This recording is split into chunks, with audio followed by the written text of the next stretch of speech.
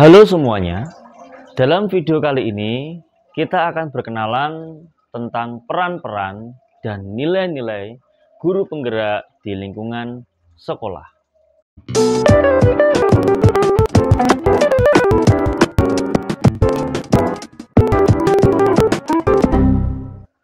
Tugas utama dari seorang pendidik adalah mengajar dan mendidik. Namun, untuk mencapai pembelajaran yang lebih bermakna, kita harus mampu mencapai nilai-nilai yang berpihak pada murid, reflektif, mandiri, kolaboratif, serta inovatif. Dalam proses kemandirian, tentu kita dituntut untuk selalu belajar sepanjang hayat, mengingat di masa depan teknologi akan semakin pesat perkembangannya. Dan hanya perubahan itu sendirilah yang tidak akan pernah berubah. Proses belajar tersebut tentu membuat kita tidak lepas dari kodrat kita sebagai manusia yang pastinya memiliki kesalahan. Proses refleksi ini bisa menjadi cerminan bagaimana peran kita di kelas. Apakah sudah memberikan makna kepada murid kita atau belum? Melalui cerminan tersebut, kita bisa memperbaiki kekurangan yang ada agar menjadi lebih baik dan lebih baik lagi, tentunya dengan cara berinovasi. Agar inovasi tersebut bisa sesuai dengan harapan kita, tentu kita bisa menyertakan rekan sejawat untuk berkolaborasi. Melalui hasil refleksi yang mereka alami, kita bisa membentuk suatu pembelajaran yang lebih bermakna serta mampu menuntaskan problematika murid.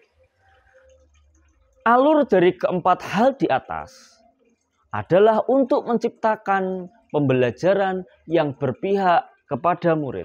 Kelima nilai tersebut bisa tercermin pada proses pembelajaran yang saya alami. Kebetulan, saya mengajar di sekolah menengah pertama. Di sana, saya menemukan ada anak yang belum bisa membaca. Setelah saya observasi, ternyata beberapa anak tersebut mengalami disleksia.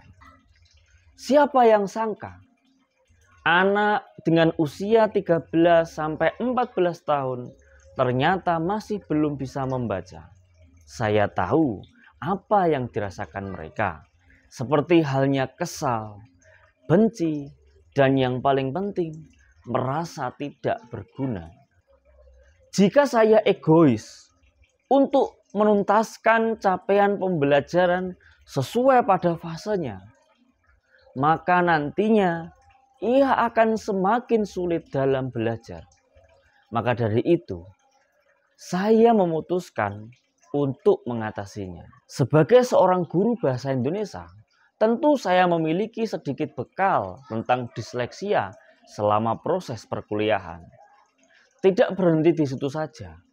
Saya juga secara mandiri beberapa kali mengikuti beberapa forum ilmiah, baik sebagai peserta ataupun penulis makalah.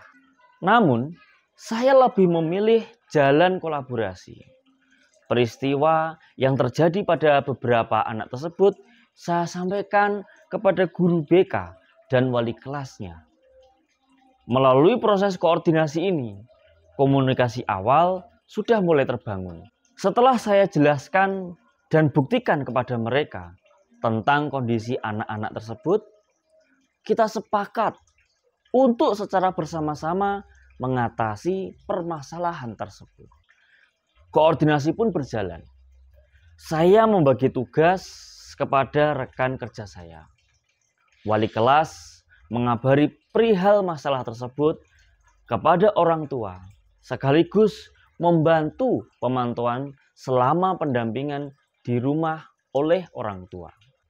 Kepada guru BK, saya ajak untuk ikut memotivasi anak tersebut minimal setiap seminggu sekali. Beberapa detailnya saya komunikasikan juga.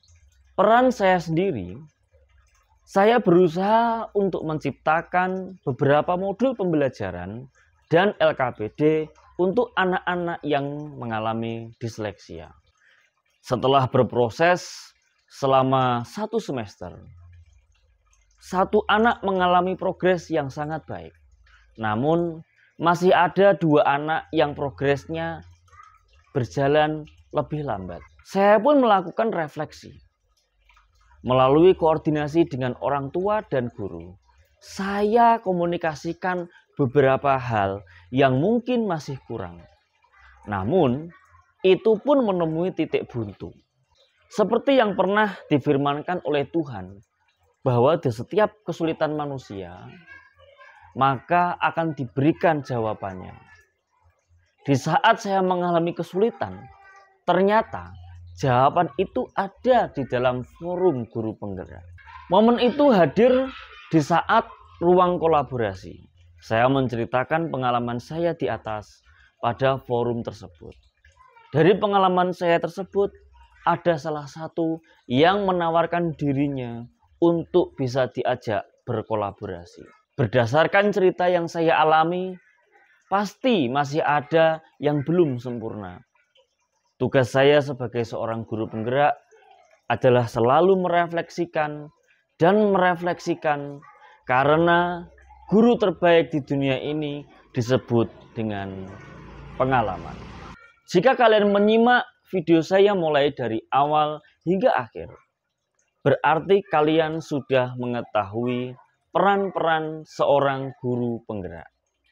Menjadi pemimpin pembelajaran dan kepemimpinan peserta didik bisa dicermati pada saat saya menerapkan proses pembelajaran yang berpihak pada murid. Menggerakkan komunitas pembelajaran juga bisa kalian cermati pada saat saya berbagi praktik baik pada forum guru penggerak. Dan ketika menjadi coach bagi guru lain serta mendorong kolaborasi antar guru, bisa disimak pada cerita saya saat mengkoordinasi secara kolaboratif pada rekan kerja saya. Nah, itulah salah satu contoh nilai dan peran guru penggerak dalam menggerakkan sistem pendidikan di sekitar saya. Tentu saja, masih banyak sekali hal-hal lain yang bisa kita kembangkan. Terima kasih sudah mengikuti video saya mulai dari awal sampai dengan akhir.